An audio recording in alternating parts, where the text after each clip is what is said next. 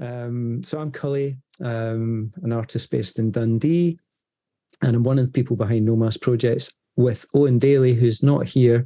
But this year, well, last year, our theme was around, or the artists who we invited to exhibit was around the themes of care.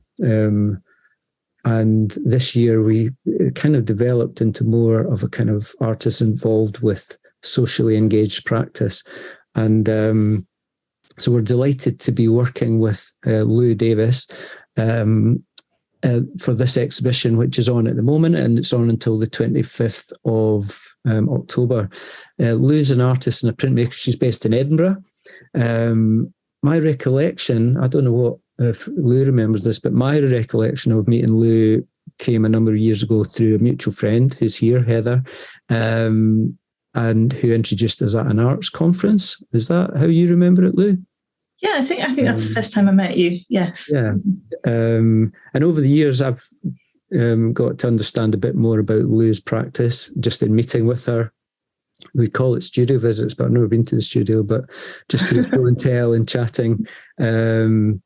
And, you know, just kind of understanding the way that she thinks. And Lou comes across to me as a quiet, unassuming person. I don't know if you realise that, Lou, but and she just quietly conducts her work without much ceremony.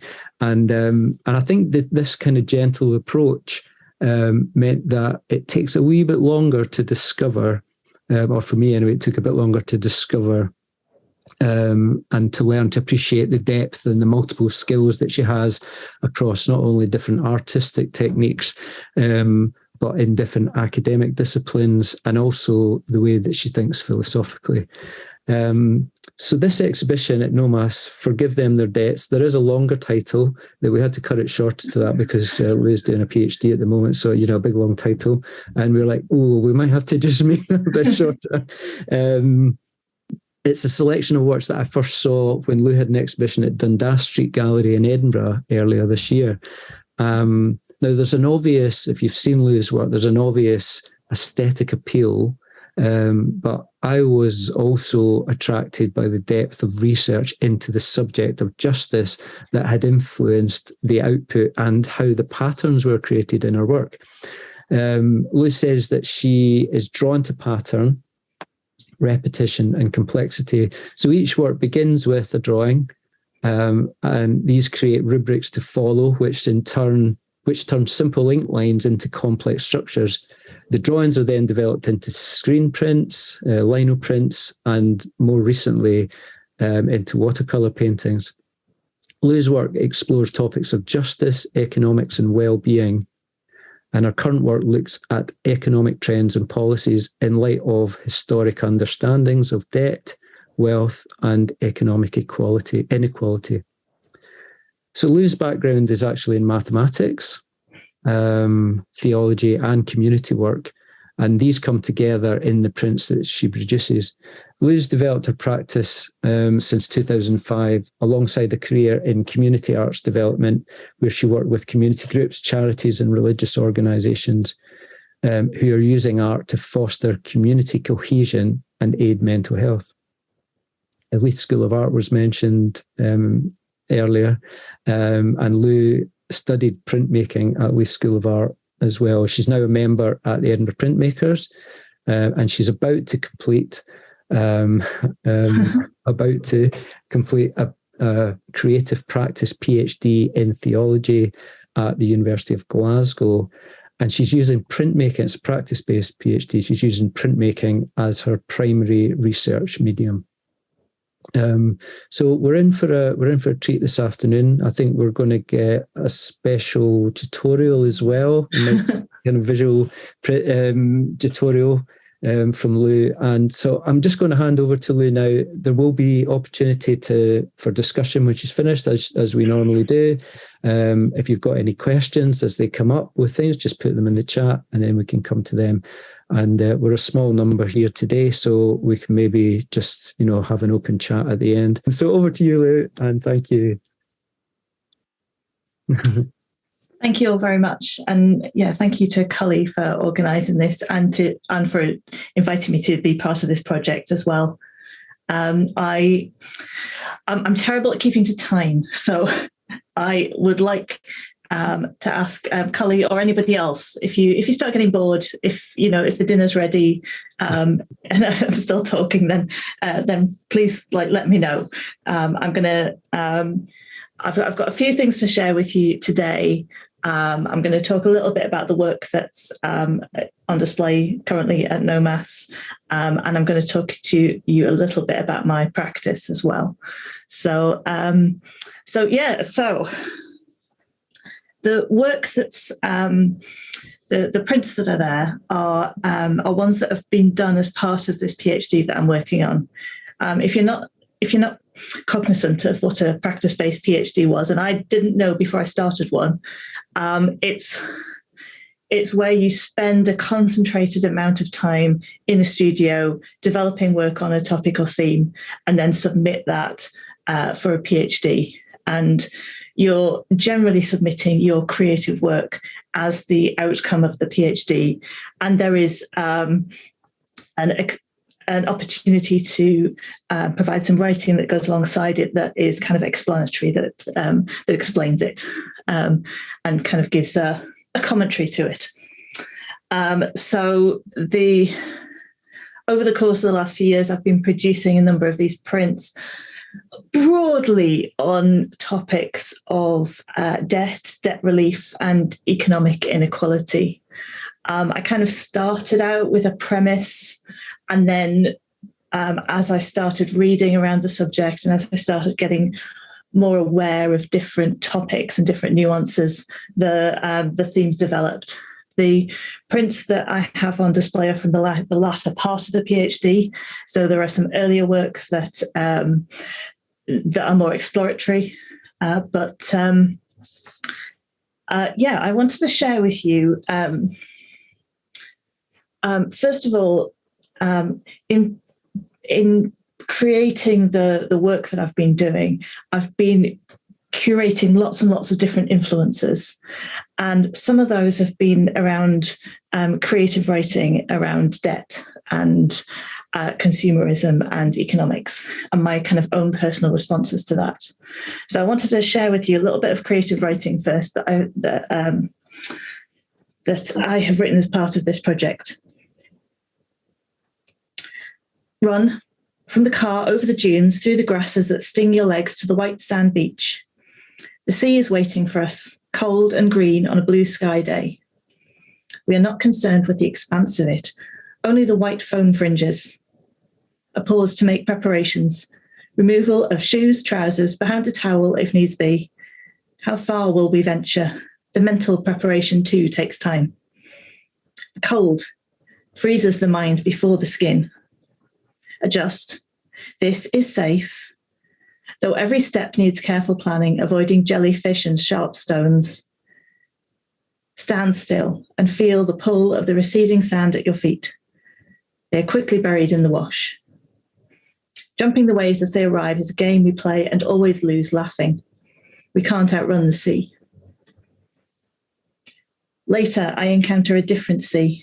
Swimming on a surfer's beach, this sea was blue, warm and inviting, and it surged. The ocean's heartbeat more visible here.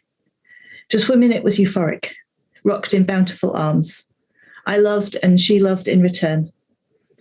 She was unconcerned as waves broke over me. The first, a game, the same I played in the North Sea. The second, a joy. But soon, 2, 3, 4 came too fast, and I was too far down, and I lost the way back up. She offered to embrace me, take me to herself, drag me under and away. I slipped her grasp and loved her more from a distance. I can still taste the salt.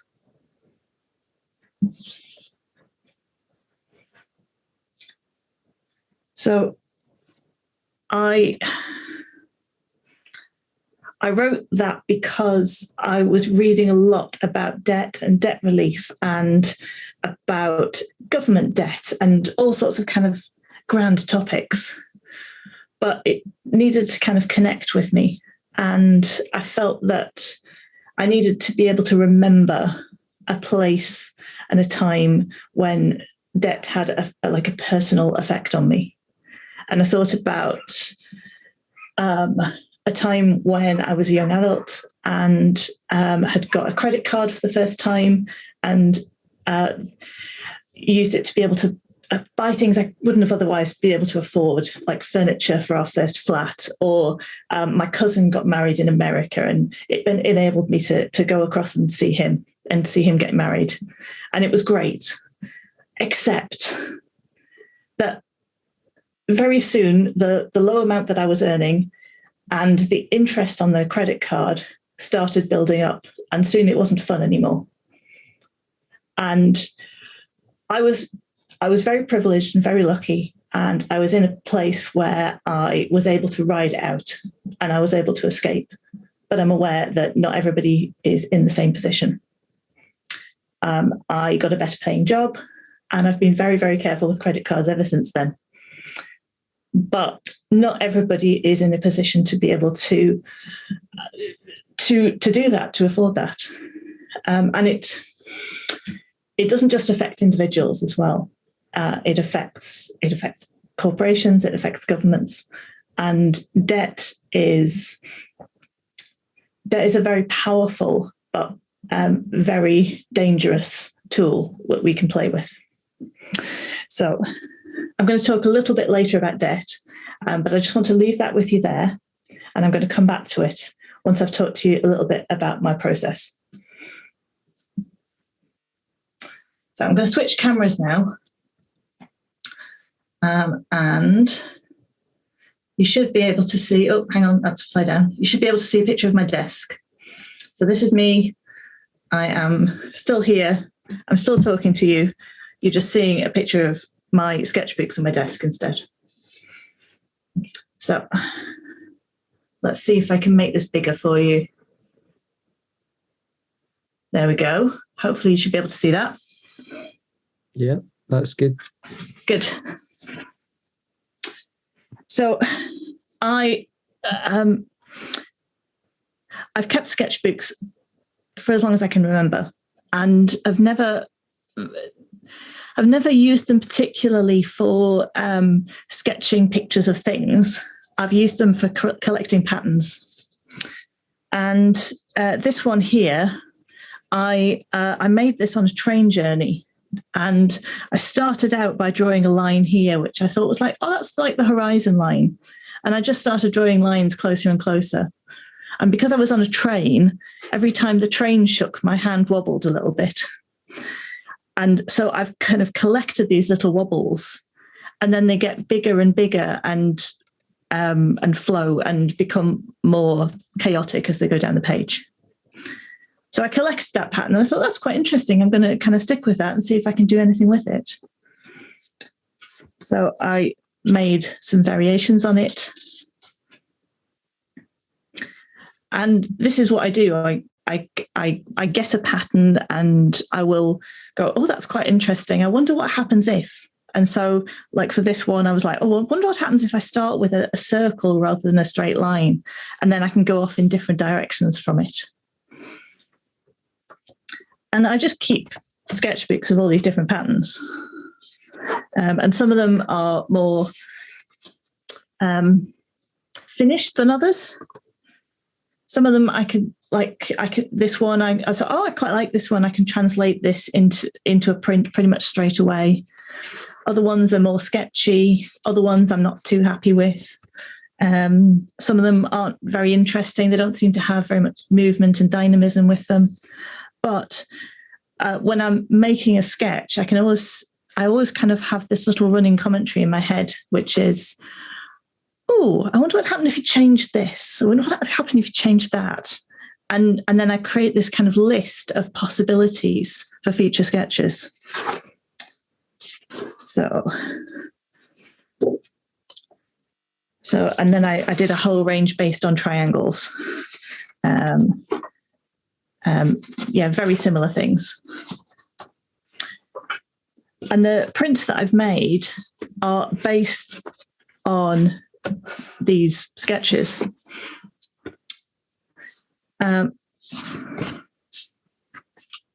I thought I'd start out with doing a little demo. So I'm going to zoom in.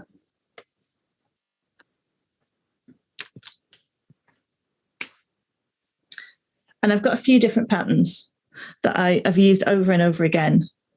And that one with the lines that started on the train, I've used quite a few times. And I start by just trying to draw a straight line and using the edge of the paper to guide me. But because I'm human and because I'm, there are always limitations to the pen control, to the, there's bumps on the paper. There will always be some little bumps that make it into that line. And then I try and draw the next line. And what I'm doing is just trying to draw a line that's the same distance away as the first one. So at every point, I'm just trying to measure this distance here and that distance there and trying to keep them the same. And again, on the second line, I'll have introduced even more bumps. So that when I keep going,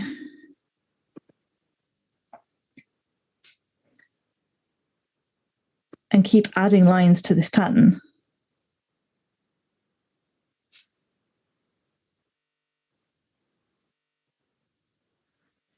you start to see waves forming. Those waves, like the patterns of waves on a beach.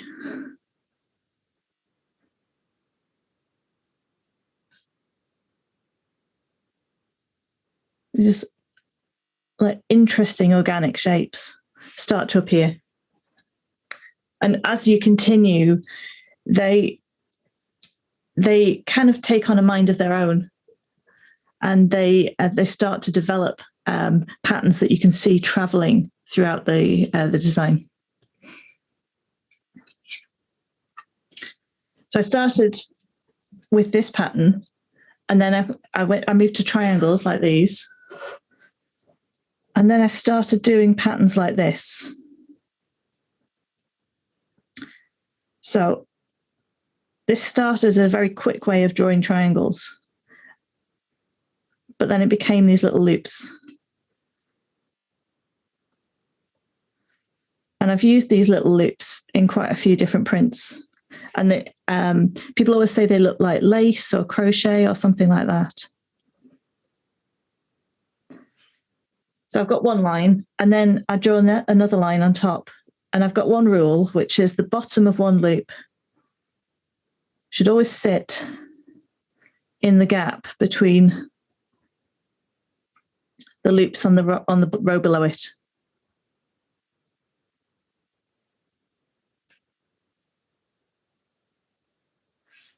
And again, what happens is that the loops that were on the first row that were just slightly smaller, like maybe these ones here, as you get like maybe 7 or 8 loops in, those loops will start to disappear. They'll just become smaller and smaller and smaller.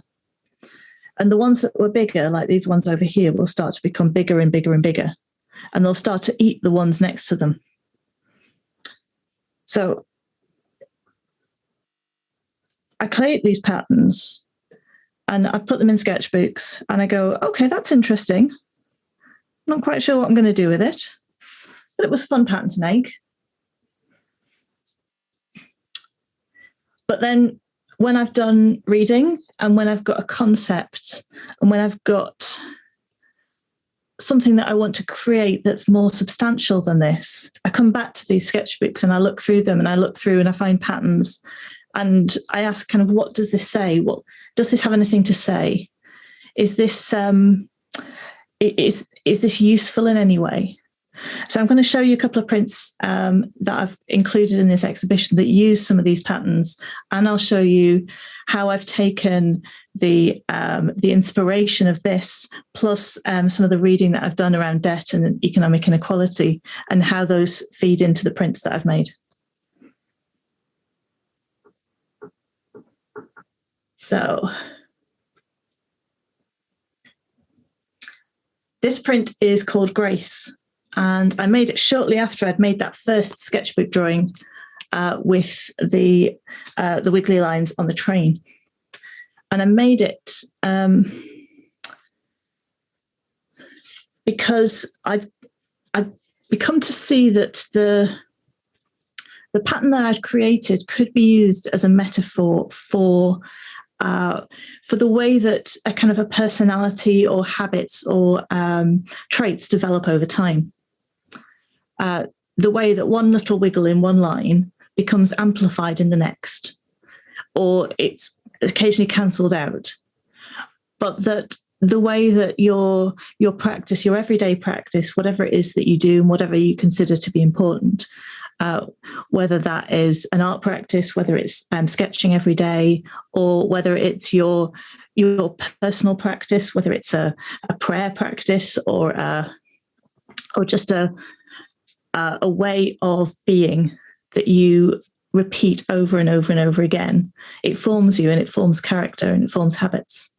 And so I saw the undulating lines as a way of forming those habits into a character that has dimension and depth and personality.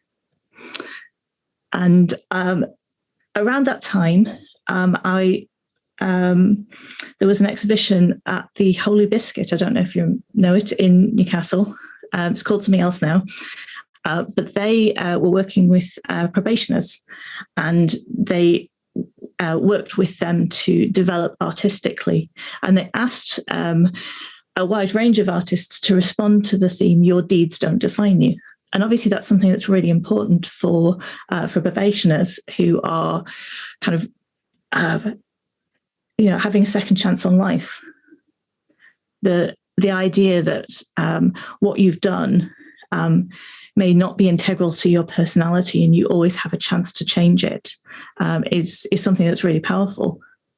But I wanted to kind of come back on that a little way and say that I truly believe that the experience of being able to start again and having a second chance, a clean slate, is really important. But I didn't want to kind of do away with all of the character forming habits and traits that I had developed in a good way. So I created this work to think about that and the ways that those habits can develop, but they can also be cut off and they can also be restarted again. So as you go up from the bottom of the page to the top, you get several chances to restart the pattern again. And I felt that was really important, that the patterns and the habits were there, and you're always able to start again when you need to, but that there can be good and growth and interest and character that comes out of it.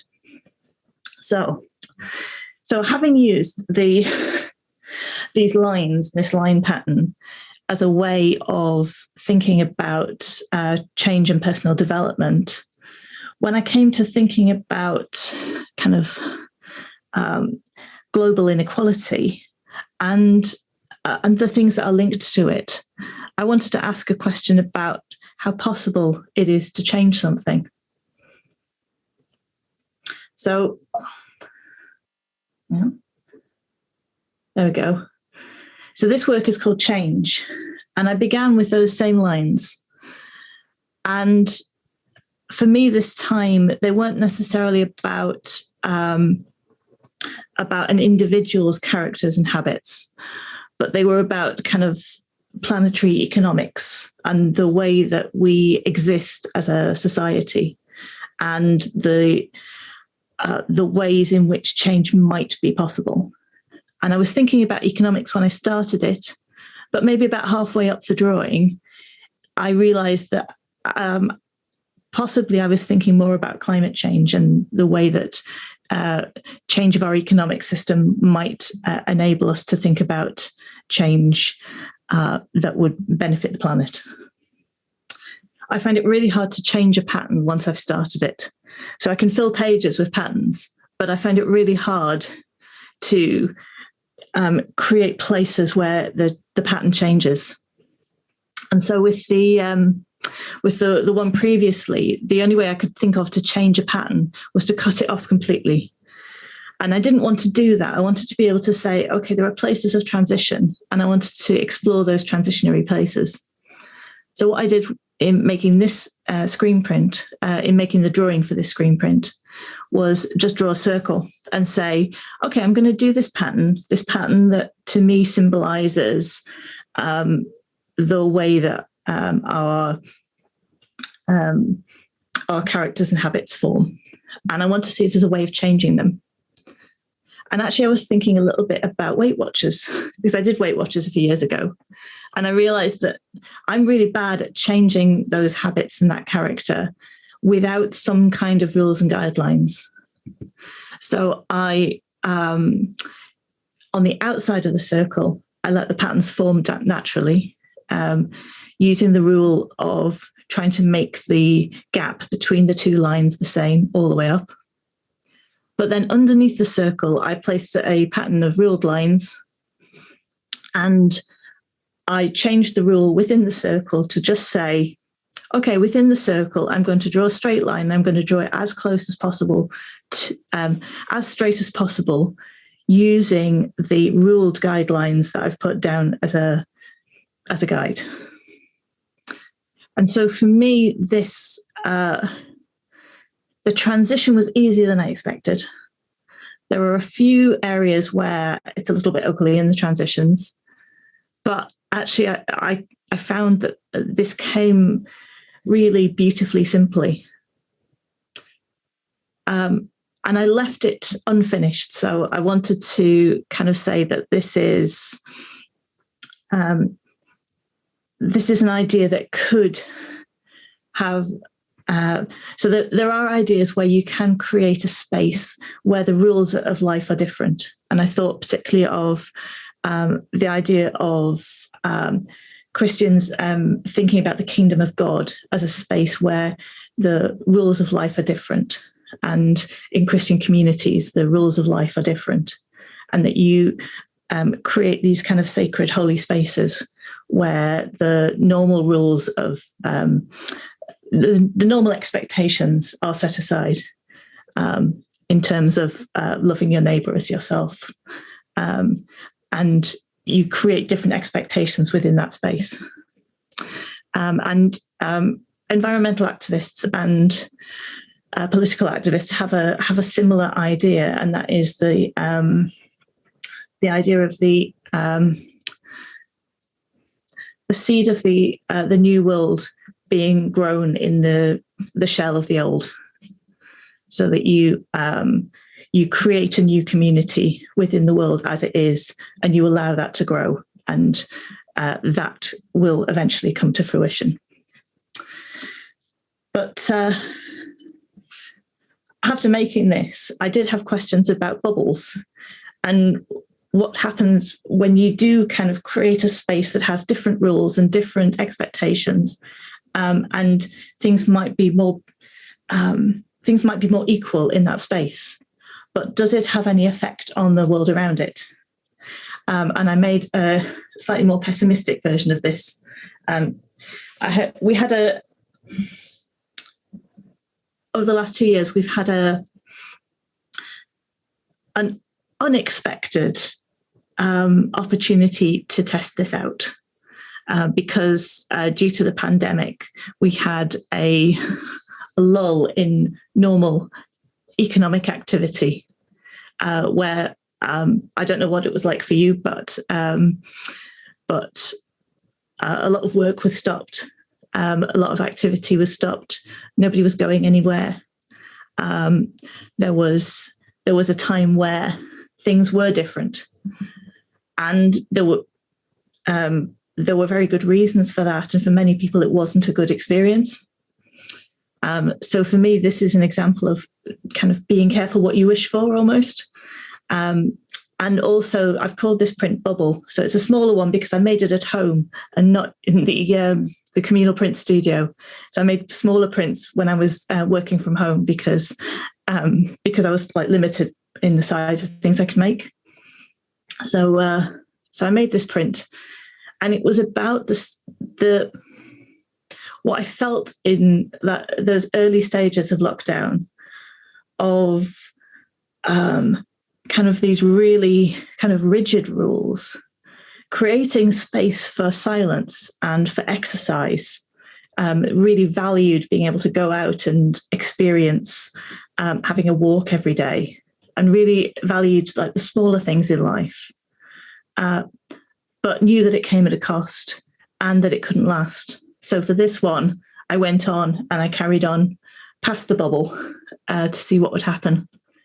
And there is a dip, there is a lull, so there is an effect of having gone through that process, and there is a difference having come out on the other side of it.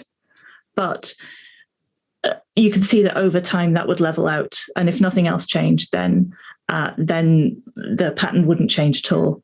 It needs something stronger, and it needs something more than a bubble where you set the rules that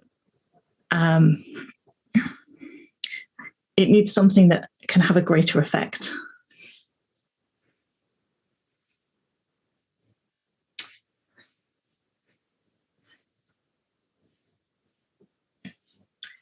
So there are 3 prints in this. So there are 3 prints that look pretty much the same. These are called The Realist, and they're based on a book that I was reading called Utopia for Realists by the historian Rutger Bregman. And the book is basically an argument for universal basic income. And it looks at experiments of universal basic income in the past, ones that are ongoing in the present, and is an argument for kind of governments taking it on. I was interested in the book, and I knew I wanted to make a work about it, but I wasn't sure what to make. But the Society of Scottish Artists were holding an exhibition, and they decided that the theme of the exhibition was going to be utopia. So I thought I would make a print for them to suggest a print for that exhibition. So I didn't know what it was going to be, but I suggested a triptych. So when I came to make the print, I had to make a triptych. So that's why there's 3 of them. I started with 1 long piece of paper and then cut it into 3. And the drawing for this I did on 2 sheets of tracing paper, and then made the prints directly from that. The grey ones are on 1 sheet, and then what's in the gold, the other lines in between those are in gold leaf, which is not easy to see on the picture, because gold leaf tends to rely on you being able to move around to see the sheen on it and the light change over it. But I put in the gold leaf lines because I wanted to create a distinction, and I wanted to show the difference between the heights of the different lines. So what I did was I composed a kind of a mental experiment, and I thought about this not in terms of habit forming this time, but in terms of equality and inequality, where straight lines are indicative of more equal societies, and the undulating ones are more inequitable societies. So I started, and then every 12 lines, I did another line on the gold leaf line, so you could see the difference. That's the only reason for them, is just so you can see the differences between the intervals. So about maybe a quarter of the way up the page, I started my pattern in the same way that I would normally, thinking about, let's try and keep these lines about the same distance apart. And then at about a quarter of the way up the page, I stopped, and I changed my mental rules slightly. And instead of worrying about the whole line all the way across, I was like, okay, I'm going to do this, but I'm just going to think about the tops of the peaks. So wherever there's a peak, I'm only going to worry about whether that peak is as high as the one below it. And I don't care what happens to the rest of the line. And what you'll find is within about 5 kind of iterations, those peaks start to multiply and they start to grow. And I kept that going for about 30 rows. And then I stopped and I thought, okay, I'm going to do the opposite now. I'm going to look at the lines and I'm going to just look at the troughs, so the bottoms. And I'm just going to try and make sure that they're as equal as possible all the way across.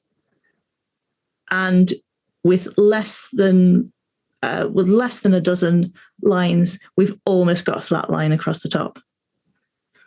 Now, I showed this to a friend who's an economist who said, oh, yes, you can see almost like where the financial deregulation in the 1980s took hold. And suddenly you got greater amounts of inequality. And I was really pleased he said that, because that's kind of what I had at the back of my mind when I started doing it. So this really surprised me, how fast it leveled out, how fast it equaled out. And it's made me think. So when you're creating artwork and when you're doing research by creative practice, you don't get scientifically rigorous answers to questions. But the question I kind of vaguely had at the back of my mind when doing this was, if this universal basic income was implemented, what effect is it likely to have? And it really struck me that what I see in the drawing is a real change really quickly. And I would love to know whether something like a basic income, and I don't want to get into the technicalities of it because I've got lots of questions about it. And I'm really happy to talk about that. But I think, I think it could be a long discussion. But I think what would happen if you created an economy where the priority was on ensuring that people have enough and ensuring that people aren't going hungry and people aren't, losing out on shelter or education or human rights or any of those things, and put that as the priority for an economy. So that's my question that's come out of this drawing, and I'd love to see whether that would actually happen in real life. We'll probably need a different government for anything to transpire from that, but there's always possibility. So, like I said, there's 3 of these, and if you put them together, you can follow the line all the way along. And there's some of the close-up detail of it.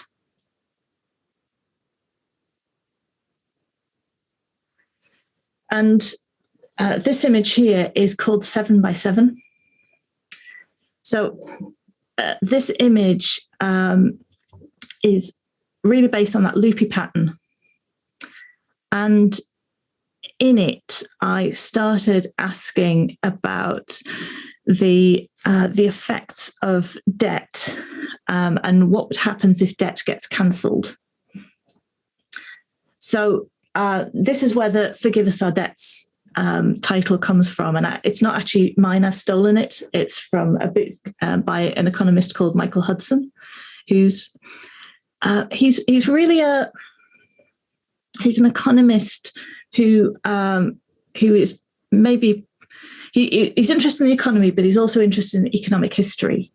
And he's got a particular interest in ancient Near Eastern economies and the ways that they functioned, those agrarian economies, and has looked at Sumerian economies, Egyptian economies, Assyrian economies, and has looked at the evidence for those and found that universal debt relief was a key feature of those economies. And it would be whenever there was, particularly if there was a famine or something like that, or a war, then the king would announce, okay, we're going to forgive all the debts.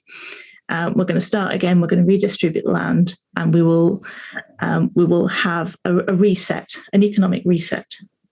Now, sometimes those happened as part of like celebrations. Sometimes those happened as because the economy would crash otherwise, essentially. those economies tended to be run on debt, because if you're a farmer, and they tended to be subsistence farmers, so they're not producing for market really. They'll be producing for their own needs, and then any surplus they'll send to market. So most years will be absolutely fine. You grow your seed, you harvest it, you and your family eat, you'll be fine. But then if there's a drought or a fire or some kind of disaster, then you don't get any harvest. So what do you need to do? Well, you didn't have any surplus, so you couldn't sell it, so you've got no excess. So you could borrow to buy the seed to plant next year. So okay, you do that. So you'll plant your seeds up with plant your fields up with the seeds that you've bought, and when you harvest them, you'll be able to pay back the debts. Absolutely not a problem. Except, what happens if it all goes wrong again? What happens if your seeds all get washed away? What happens if there's another drought? Yeah, then you're stuck. And what happens in these kind of economies is that this is a recurring cycle. It happens again and again. It's really predictable.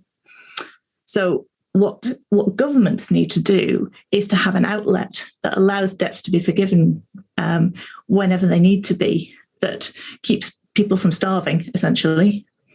So they have these resets. So when it comes to the Old Testament, the Hebrew scriptures, there are provisions in there for debt relief. First, every 7 years in a sabbatical kind of year, and then a big kind of everybody gets freed and gets to go back to their home and everybody gets their fields back kind of jubilee year, which happens in the 49th year. And Hudson argues that it would have been unthinkable for an economy not to have those kind of debt reliefs. So the likelihood is that they did happen, even though we don't have the evidence to support that. But that if they didn't happen, then what you'd end up with is an increasingly impoverished population, and one or two very, very rich people who then owned all the fields. Because what happens if you can't pay back your loans is that your fields get taken away, then your livelihood gets taken away. You could end up working in the same field, but now you're a tenant farmer, or your children could be sold into bondage, and you all end up in slavery. That's generally what happens in those kind of economies. And so you do need a kind of a regular reset. So that's a big, long introduction to say that this loopy pattern, if you continue it beyond about 10, what happens is that the big loops start to get bigger and bigger and become distorted, and the smaller loops disappear. You can see some of the areas in the drawing where the loops become more concentrated in certain areas. And what happens there is the loops get smaller and smaller and smaller until they kind of disappear into their neighbours. And there are some that get bigger and bigger and bigger. And if unarrested, if unstopped, they would just eat everything else. If you continue this pattern for about 50 rows, what happens is you end up with about 4 or 5 of these big loops, really big and distorted and ugly, and they just carry on and continue. And I found that really interesting when thinking kind of in parallel with contemporary capitalism and the way that companies tended to monopolize. Like there are apparently 4 or 5 big companies that own everything that you buy in the supermarket. There are 4 or 5 big accountancy firms. There are 4 or 5 big manufacturers. There and I found that kind of parallel really interesting. This image shows what happens if you reset that pattern every 7 rows. So the gold in here is every 7 rows will reset the pattern. So the rule had been every loop must match up with its neighbour underneath it. And then on every seventh row, we forget that rule and we just we redistribute the pattern of loops. And what happens is you get a much more neat, compact pattern where things are much more evenly distributed. And you still get those trends, and you still get the loops that get smaller and smaller. And so even in a very equitable economy, you'd still get businesses failing, you'd still get takeovers, you'd still get kind of families going bust, and some people are becoming richer and some people are becoming poorer. But the effect is more stilted. It takes longer for that to happen. And there are more things in place that will stop it happening. Now, I've no idea what this might look like in practice, but I think that there are definite parallels between those kind of basic agrarian economies where indebtedness is endemic, and contemporary economics where, for greater part of the world, that process is still in place. There are one of the things I'm writing about is forced labour, and it happens in a very similar way. You don't have any land, you don't have any assets, and you need to make a living for yourself and your family. What do? Somebody comes along and says, "Oh, there are great jobs in Thailand. I'll get you to Thailand." Okay, that's great, but I don't have any paperwork. I don't have any, I don't have a passport. I don't have a visa. Like, how do I get there? Oh, don't worry about that. We'll sort that all out for you. Not a problem. And then you get to Thailand and you find that, oh, now I have to go and work on this boat. So the shrimp fishing industry in Thailand is endemic with forced labour, and there are migrant workers on all of the boats, mostly who've come there expecting to get some kind of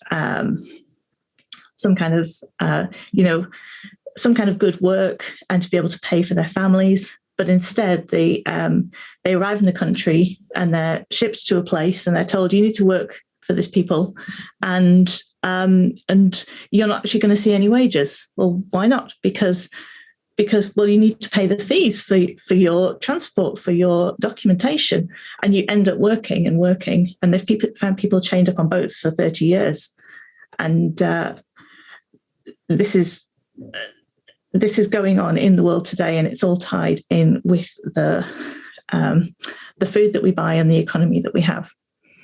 So I think it's imperative that we think about ways in which we can release people in debt like that, and in which we can put a stop to it happening, so that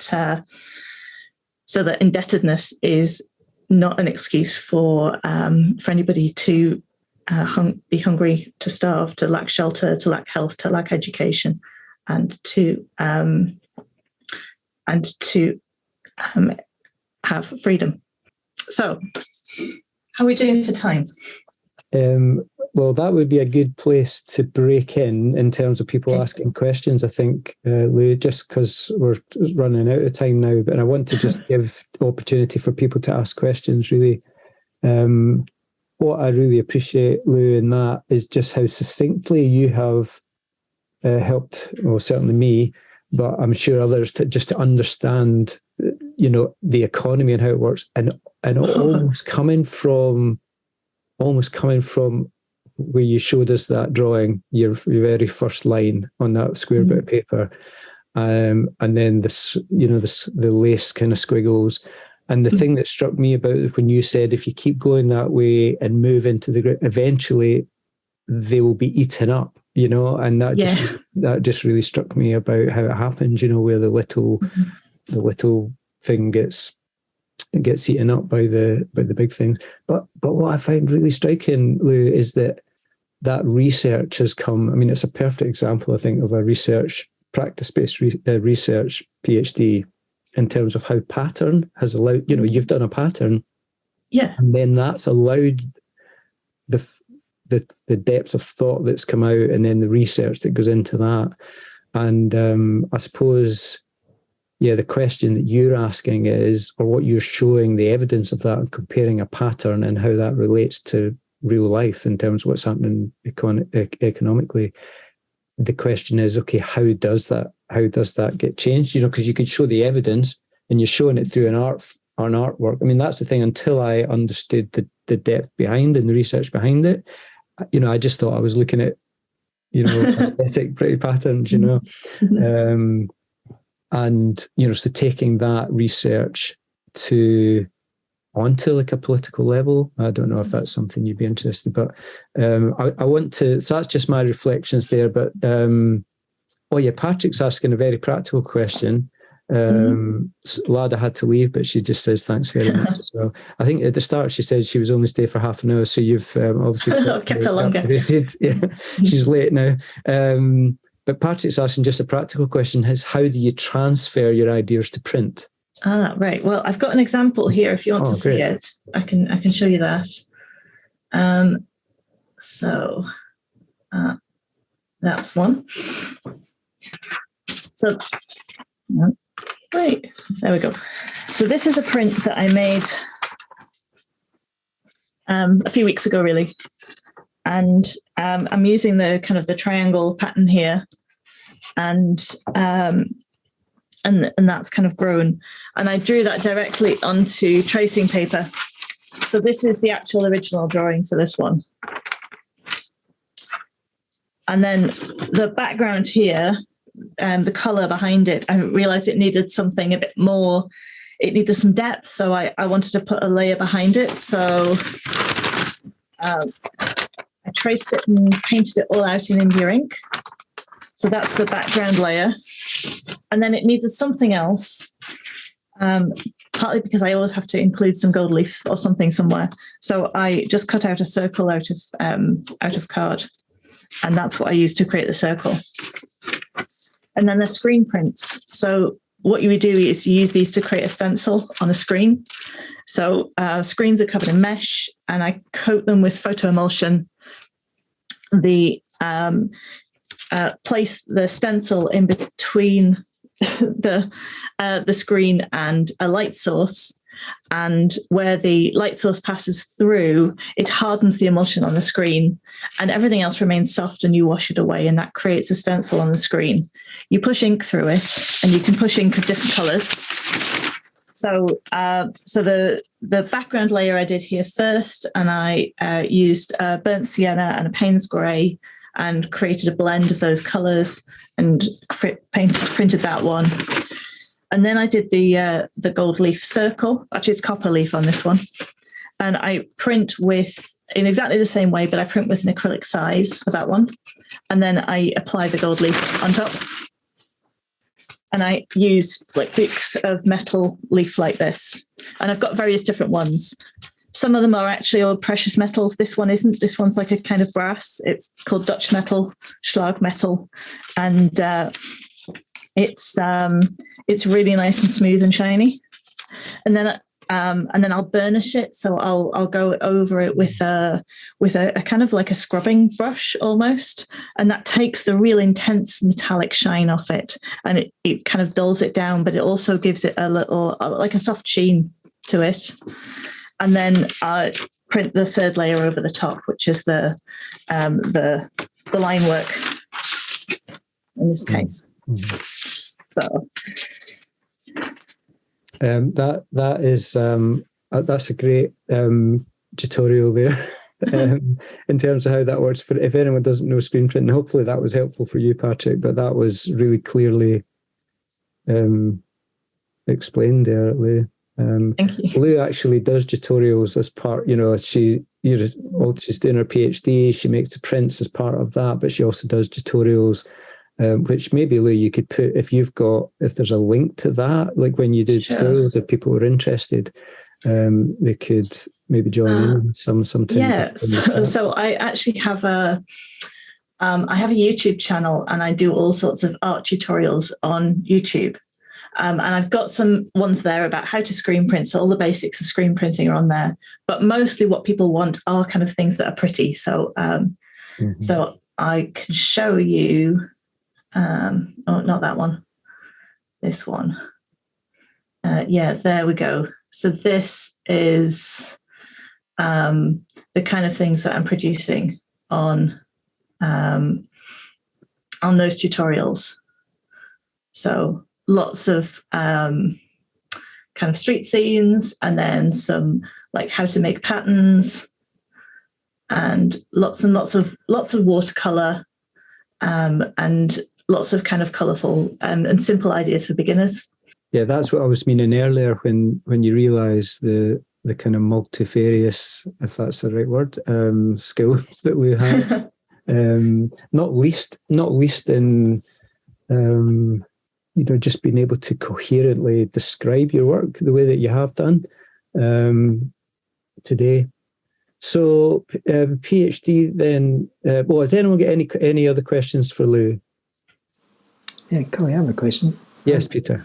Yeah, Lou, loved it. Thank you so much. Not just for the amazing work you do, but also, as Carly was saying, the brilliant description of the thought process behind it all, or it goes alongside it all. I don't know which comes first, the thought process or the making.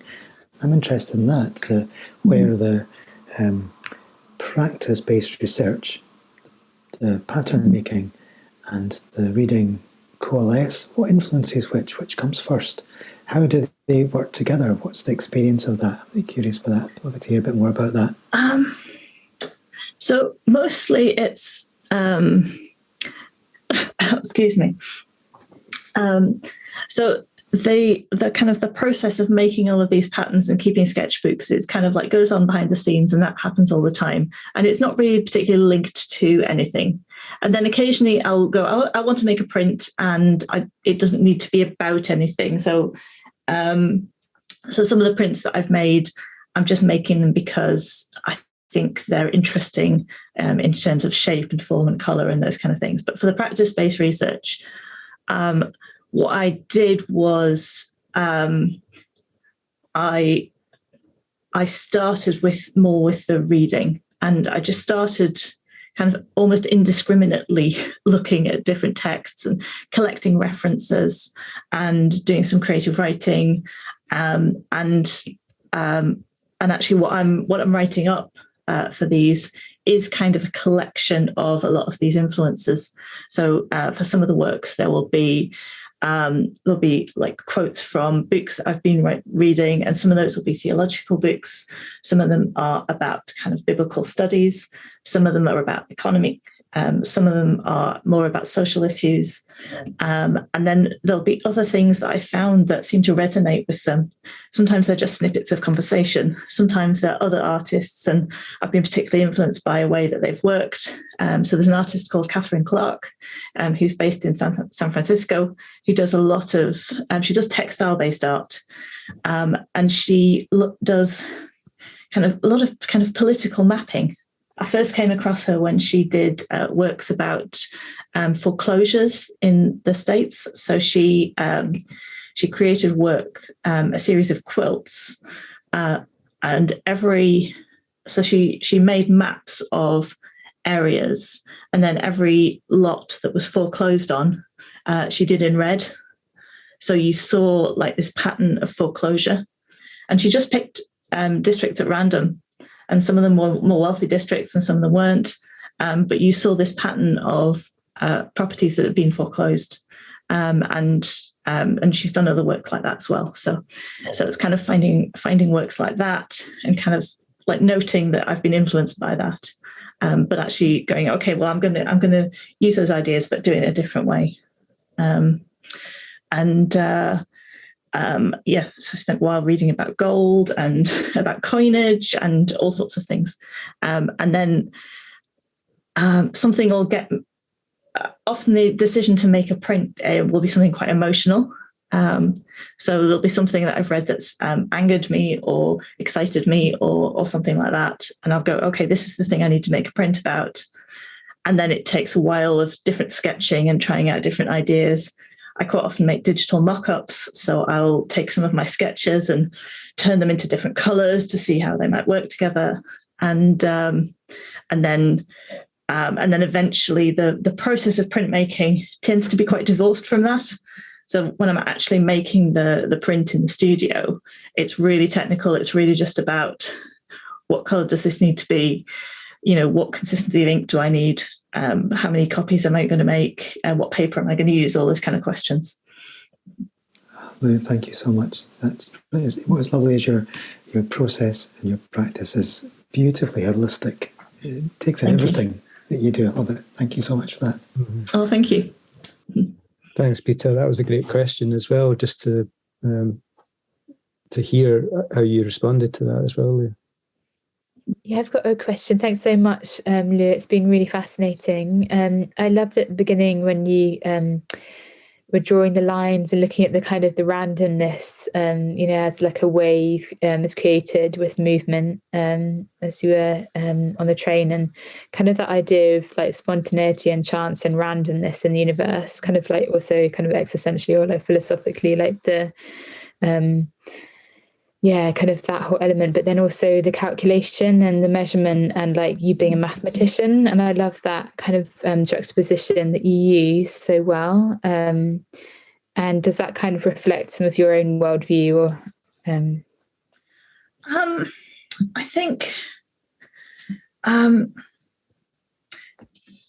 that what I've been creating, I've done almost like despite myself. It's not particularly been what I've wanted to create necessarily. It's been what I felt like I need to do. And there's part of me that would be, that really wants to be just painting landscapes. And but I've got I've got this background, and I don't really think anything is ever wasted. So I think whatever experience you've had throughout life, it will come back in some way. I didn't expect my mathematical background to be coming into this, but it has more and more. And that's not because I've been doing calculations, but it's been because I've been thinking about things like axioms. So like the things you take for granted, the basic kind of parameters of mathematics, and the way that that in the 20th century, mathematicians found that there was no complete system of axioms. So there's no end to mathematics. It's kind of an infinite cycle because there are no systems of there are no systems of mathematics you can create that are complete, because there will always be things that are true that are not part of that system. And I think that's part of my fundamental worldview, is that however much I think I know, there will always be things that are outside of that experience and that context, and that kind of it creates a mystery, and it creates a humility as well. Thank you. That's really helpful. It's great. Another thing that was amazing is, as the line became more wonky and then more accentuated, like down the line, and just like how all of our habits and patterns become more accentuated, because I'm working with quite a lot of ex-offenders in addiction at the moment, and I'm fascinated by patterns of behavior and how they have like an impact later on and so on. So it was such a great visual way that you described that. Mm-hmm. So I probably mentioned it briefly at the beginning, but the background and the reason that I kind of wanted to do this research was that I'd spent about 10 to 15 years working with community groups, and so working with people with a lot of issues around poverty and mental health and addiction, and seeing that the way they were impacted by economics, but also the ways that behavior is affected by people's kind of psychological reality. One of the interesting things in that Bregman book was some research that people had done around people's experiences of poverty, and the ways that it makes decision making harder, and it makes rational decision making harder. So I found that really fascinating. So that's kind of been part of it as well. Thanks, Lou. It's interesting when you say that worldview, just about, not knowing or thinking actually there's still so much more I can know, and that keeps you humble as well. I hadn't used the word humble in my introduction, but that sense of you being, I see that now in coming across in your worldview. Well, nobody can really say that they're humble. It's like... No, exactly. No, but someone else could say that someone else is humble, yeah, or come across that way. But that idea of it being unassuming, or you just going about your work without ceremony, and so it's, for you to share that today and open up to help us to understand it is greatly appreciated. I heard a talk by Phil Collins, not the singer, drummer Phil Collins, artist Phil Collins, and he was doing a project in prisons, and it was around music and so on. And obviously, it was bringing about a certain environment, positive environment within the prison structure. And after the talk, or one of the questions that we were allowed to ask questions, and I said, how, after you've done a project like that, can you, how do you manage to just walk away and move on to another project, knowing that all what you've done has kind of helped in that way? And he said, well, I remember that I'm an artist and I'm not a social worker. And I thought it was just really good to have that kind of clarity of knowing that, that he's going in as an artist to do that project. But I wondered so this is relating to what you've done, or what you're doing, is that as you become more and more aware of the things that you've discussed in terms of economic injustice, that you say, actually, I'm going to continue to make digitorials around pattern making, and I'm going to make prints and so on, as opposed to say, so why don't I get into politics? What is it? Yeah, I know not everyone would think that way, but how do you hold that, the things you're learning, and then stick to being an artist? Or do you believe that the art is also the process by which you can help other people to do their job better? I think the simple answer is I don't know, and I don't know. I don't know what the future's going to hold. Okay. I think I'm thinking about the next step, which is that I want to be able to communicate this to as many people as possible, and I'm beyond that. I don't know. I think I'd be a terrible politician. So some of it's about working with experience that I've got, and not doing things that are okay. When I started this, I think I'd read lots of books by different people, kind of coming at the question of economic inequality from lots of different directions. So a guy called Danny Dorling, who's a geographer, people who are historians, people who are people who are ecologists, all sorts of different takes on it. And I thought, well, actually, what do I have to offer, and what can I do? And I thought, well, I've got I'm working as an artist, and I've got a history and theology, so that's the obvious way to go with it. But yes, what happens next, I don't know. Mm-hmm. So this is the Work at Nomas projects. Can everyone see that? Mm-hmm. What I hadn't realised, Lou, that the three here are the ones you're talking about that had been cut in half. So you put them all together, and you're getting the line right through. Is that correct? Yeah. So it was done as one, and then they were cut into three to make the triptych. Yeah. And then the close-up, very hard to document, as you say, with it's so hard to photograph with the gold leaf moving around. Yeah, just finally, I don't know if I mentioned this the last time, but Nomas projects now have a new space. So we've got our 5 windows that you saw where Lou's work was, and we've now got this space here, 5 billboards. So this is very like our Sharing at Hoarding project, but the 5 boards emulate our 5 windows.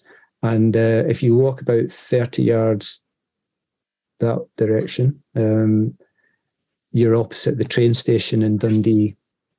So we've got a bit of a captive audience, because it's right at traffic lights. So while everyone's waiting, they can get to see some artwork for free. Well, someone's paying for it, but they're not. So it's free to them. Yeah, so I just see a question in there, or a comment from Chris. The answer, she can't separate these things. Well, this is from Chris. He says the answer is you can't separate these things. The things that obviously all the different influences and things going on in your work. What's special about you, Lou, is the mixture of math, art, theology, community work. So yeah, just appreciation there from Chris. Thank you. And I think that's a good way to end with Chris's comment there, and really grateful, Lou, for everything that you've shared.